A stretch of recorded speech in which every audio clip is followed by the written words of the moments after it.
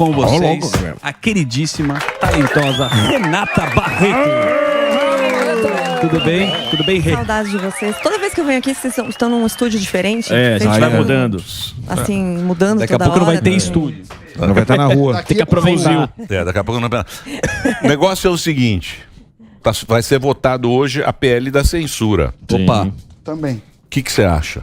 O que qualquer pessoa normal acha, né? Censura não. Então, forcem seus deputados a votar contra isso, que é um absurdo. E a desculpa disso é proteger as pessoas. E essa desculpa, Emílio, sempre foi utilizada em toda a história para calar as pessoas, para conseguir proteger o Estado. Não sei se você conhece a história da Alemanha Oriental, que tinha a Stasi, que era o Ministério de Segurança de Estado. Quando eu fui no museu lá no ano passado, para produzir um conteúdo lá para o meu aplicativo, é impressionante as semelhanças do que eles falavam que faziam, que era para proteger os cidadãos da perniciosa influência capitalista, proteger os cidadãos do discurso de ódio do Ocidente. Eles estavam sempre em constante terror. É a mesma coisa. E aí tem uma parte desse museu que tem uns cards onde você consegue ver o que dizia a Constituição da República Democrática Alemã, chamava República Democrática Alemã, e o muro de proteção antifascista, que era o muro de Berlim, chamava Muro de Proteção Antifascista. Se você tentasse sair, atiravam em você para matar. E nesses cards aparece que todo mundo tinha liberdade de expressão.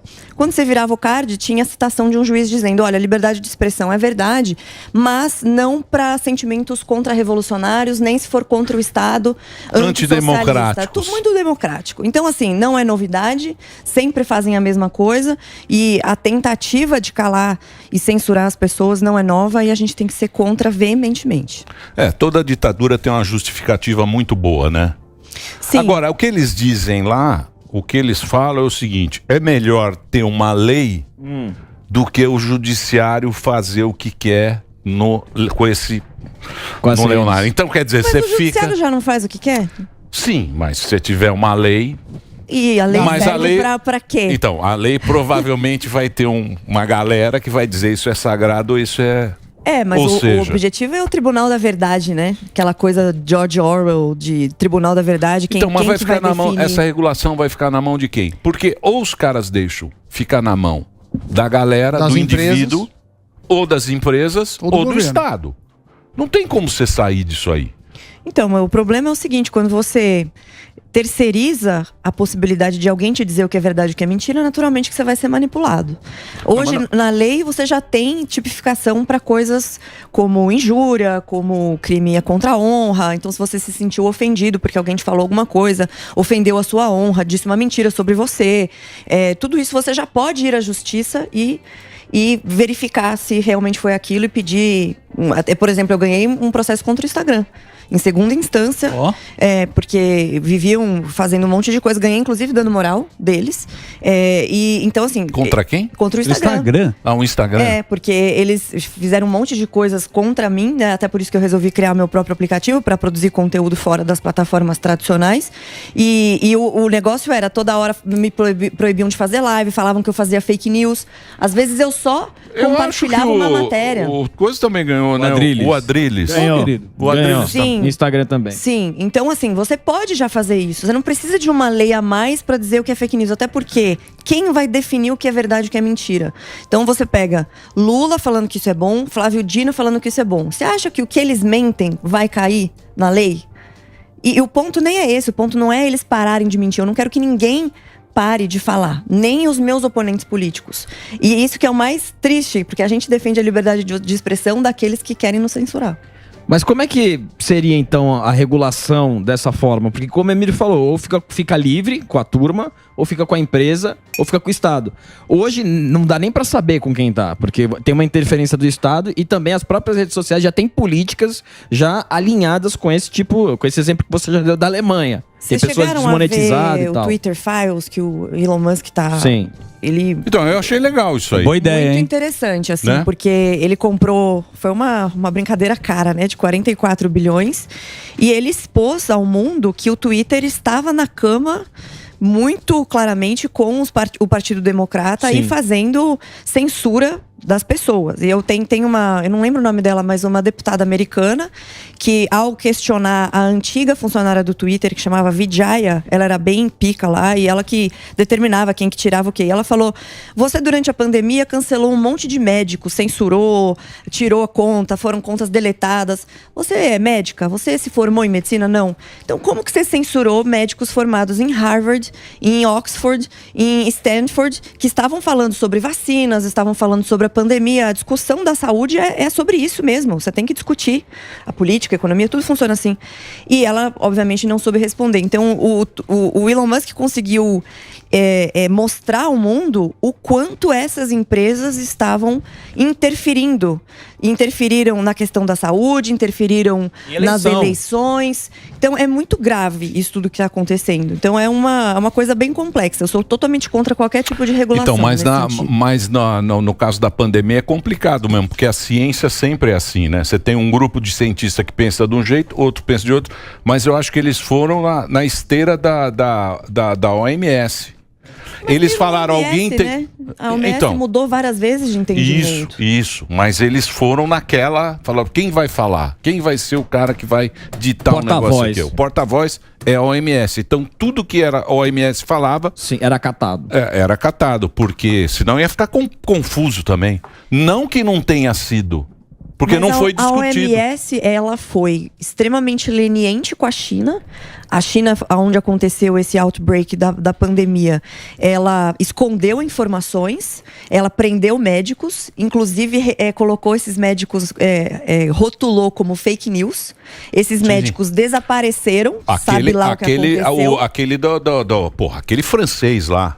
O francês foi dizimado. Mas ele teve um caso, o DJ teve um caso de fraude nos dados que ele publicou.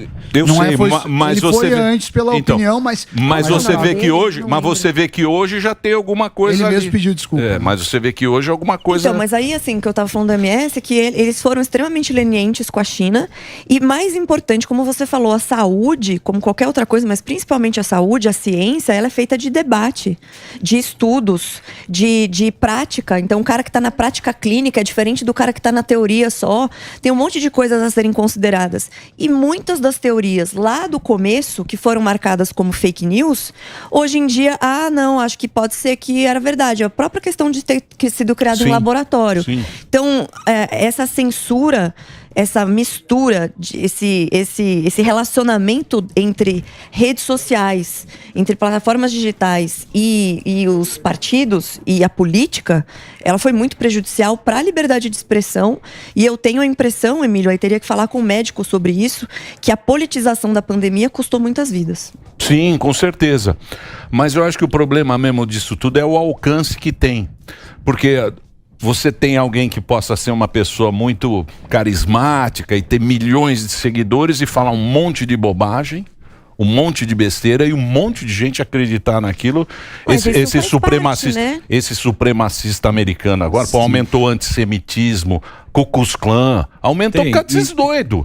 O cara abre o canal, o cara ele é bom de conversa. Fala, um monte de gente segue. E um monte de gente volta a seguir esse negócio.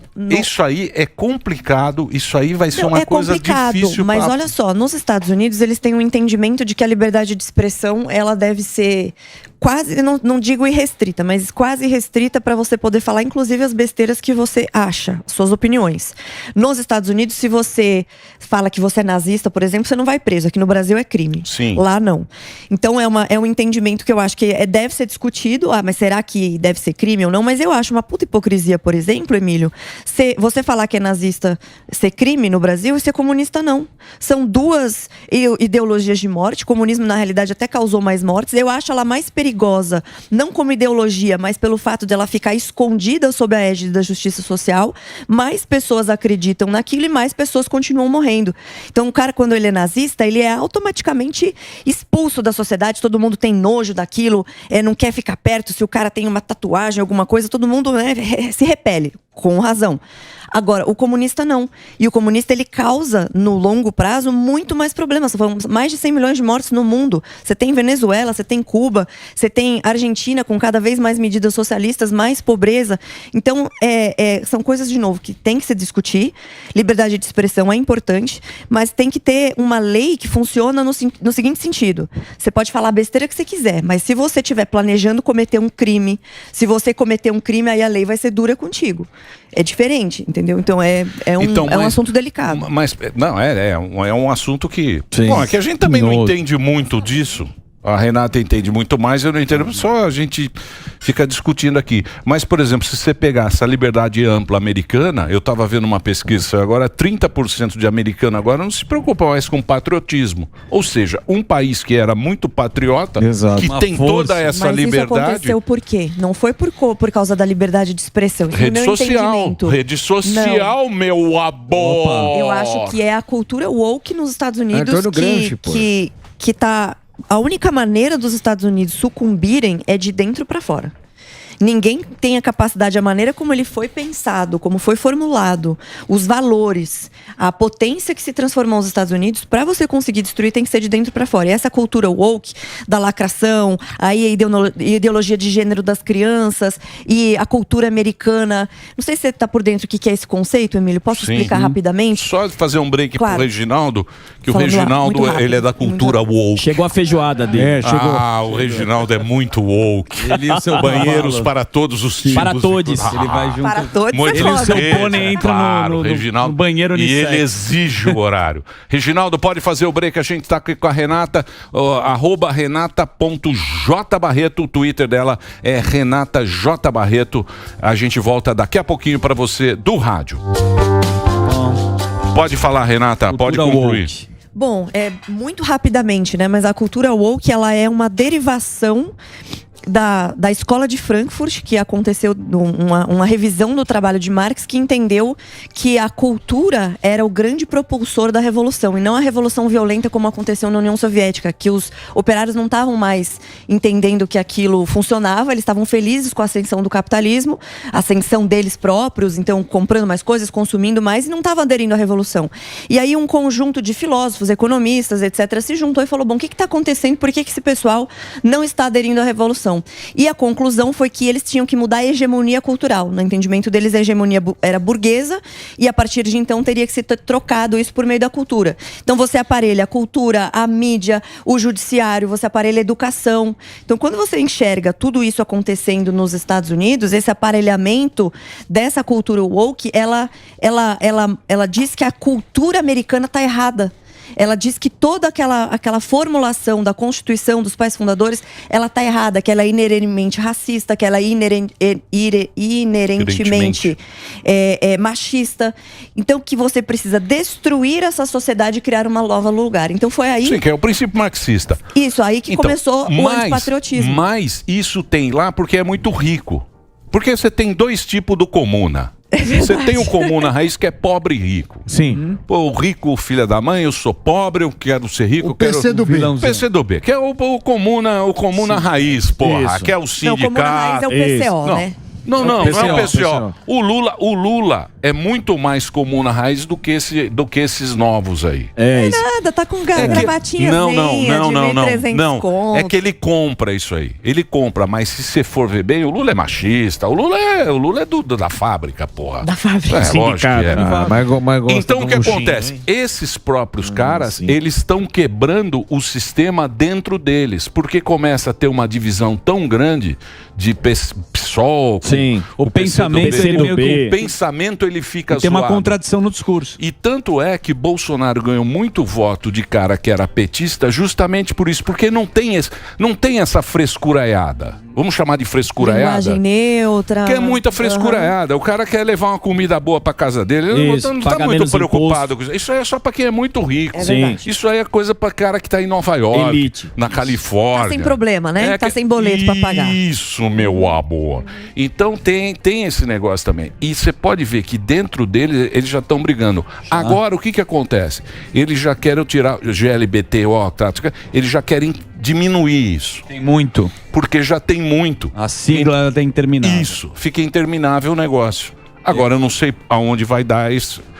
Onde vai dar isso? O que tá dando, o que a gente consegue ver, até pela análise da própria Renata, que eu acompanho ela, é que os caras estão se embananando. O Lula tá cada vez mais falando coisas que ele tá se ferrando. Em relação a esse próprio discurso. Porque ele falou do parafuso. Isso, lá, ele fala do parafuso e fala, ó, Lula, não é assim que fala. Hoje mudou, o mundo mudou. Ele falou do videogame. Trata da mesma forma, né? A mídia fica tipo, se fosse o Bolsonaro falando as mesmas coisas que o Lula fala, tinha matéria no Fantástico por um mês, né? Mas você que é da economia percebe que os nossos queridos economistas que fizeram o L estão arrependidos. É o e essa é a discussão que a gente famoso sempre traz aqui. Selo eu tô com medo do Armínio Fraga, né? E Agora aí, eu tô com medo. qual que é? Por que você acha que a turma tá mudando pelas barbaridades? O gigante acordou ou os caras...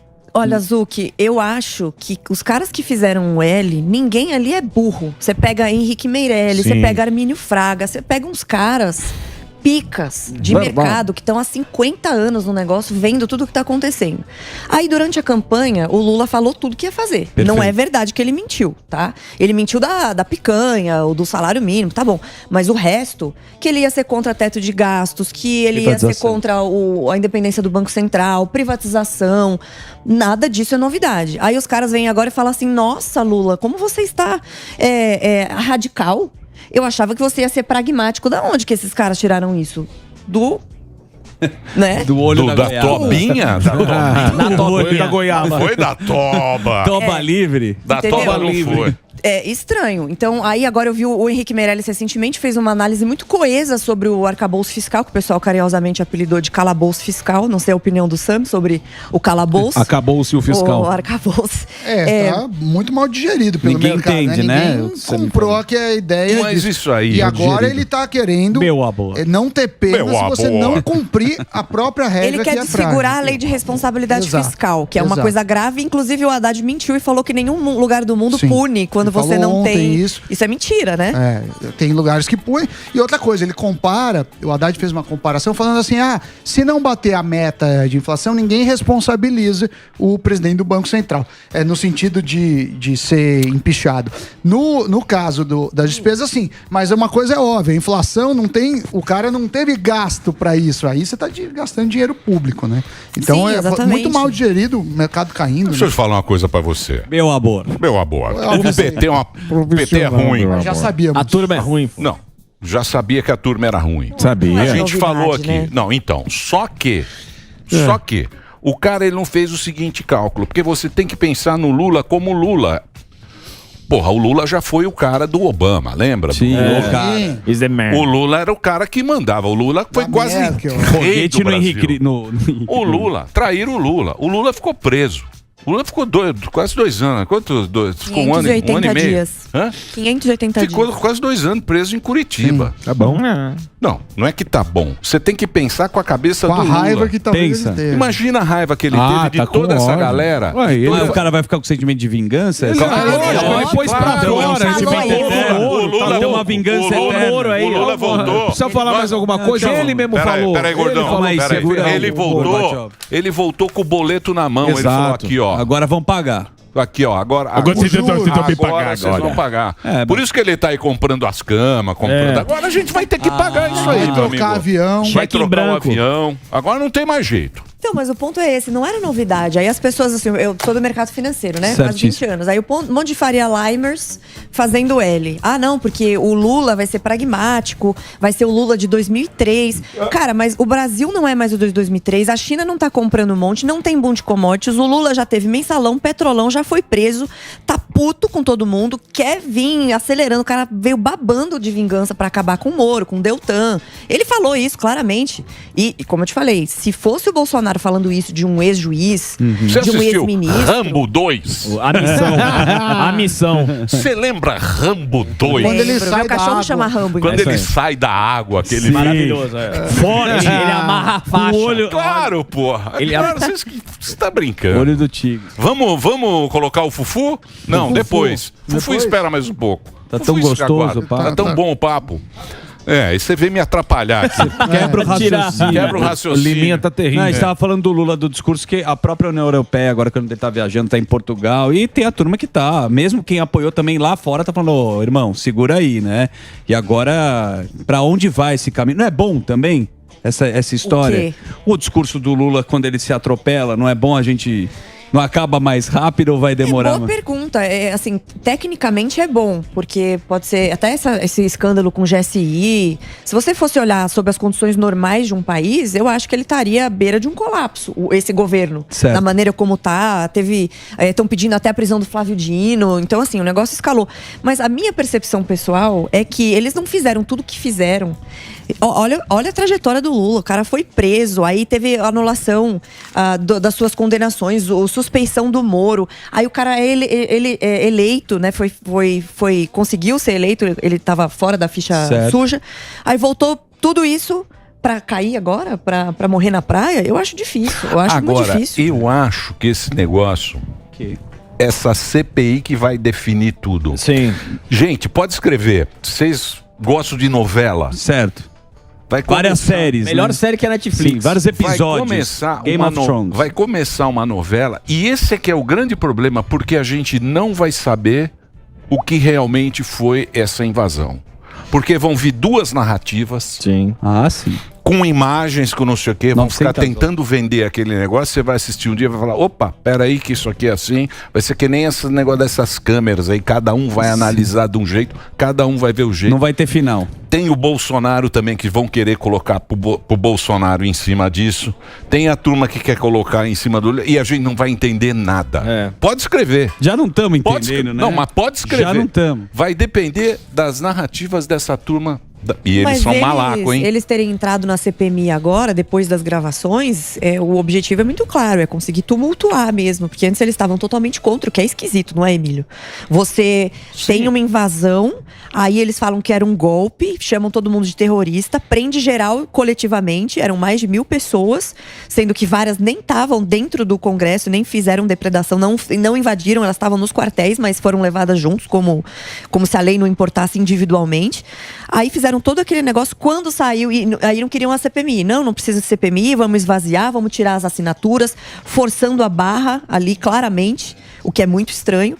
Aí agora que veio as gravações apareceram, o Gonçalves Dias renunciou, se demitiu, e agora eles estão, vamos fazer a CPMI, mas então, o eles vão montar, qual? Então, eles vão montar uma história que o Lula é a vítima e o Bolsonaro é o cara que planejou tudo. O intelectual. Como é que chama? É o mentor intelectual. É o Churchill.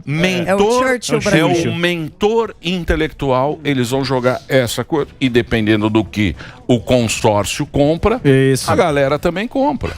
Então. As pessoas não estão muito nessa... O consórcio tem poder. Injustiça no Brasil, gente. As coisas que já aconteceram aqui. Pois é. Você falou que o Brasil é Netflix. Eu sempre falo que a história do Brasil, se tivesse passando no Netflix, eu estivesse assistindo a série, eu ia parar de assistir, porque eu ia achar muito forçada. Falar, isso não acontece nem fudendo.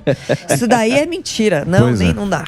E então, acontece. Você vê, né? Também tem essa, né? Também a gente acaba entrando nessa história. A gente está discutindo aqui a gravata do Lula. A gravata que a mulher comprou, da Janja.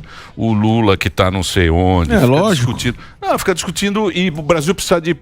sim. Saneamento básico. Mas é discutindo a hipocrisia, porque ele fala que tem que ter uma televisão em casa e ele tá lá com a TV. Sei, mas lá em Portugal mesmo eles estão discutindo pra que tudo isso? Mas tem coisa mais importante, né? Sim, mas tem que Emílio, mostrar a hipocrisia se me permite, desse essa parte que o Morgado falou, eu acho importante, porque tem muita gente que não consegue fazer essa percepção sozinho, que pra nós é óbvio, pra essas pessoas não é. E eu falo isso porque eu já tirei muita gente da esquerda que me manda relatos por conta desses exposed. De falar assim, o cara tá falando que você não pode ter televisão, que você tem que ter limite de consumo, e isso e aquilo, enquanto ele tá esbanjando. Então, assim, ele é hipócrita. O problema não é comprar coisa de luxo. Todo mundo gosta de viver bem. Todo mundo gosta de viajar, de ter um carro melhor. O problema é a hipocrisia. E isso acontece com os membros do PT, do PSOL. Aí você falou, o mais importante é saneamento básico. O que o PT foi? Mudou o marco do saneamento para beneficiar as estatais. É a base da hipocrisia que você vai puxando e mostrando e abrindo os olhos das pessoas para ver o resto. Não é a companheirada. Eu sei, Emílio, eu sei. Ele precisa de emprego. Ele precisa dar emprego para companheiro. O problema é dele.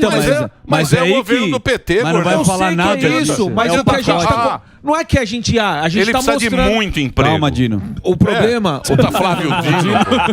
Puta Xinga, mas não ofende. Puta Dino bravo. Xinga, mas não ofende.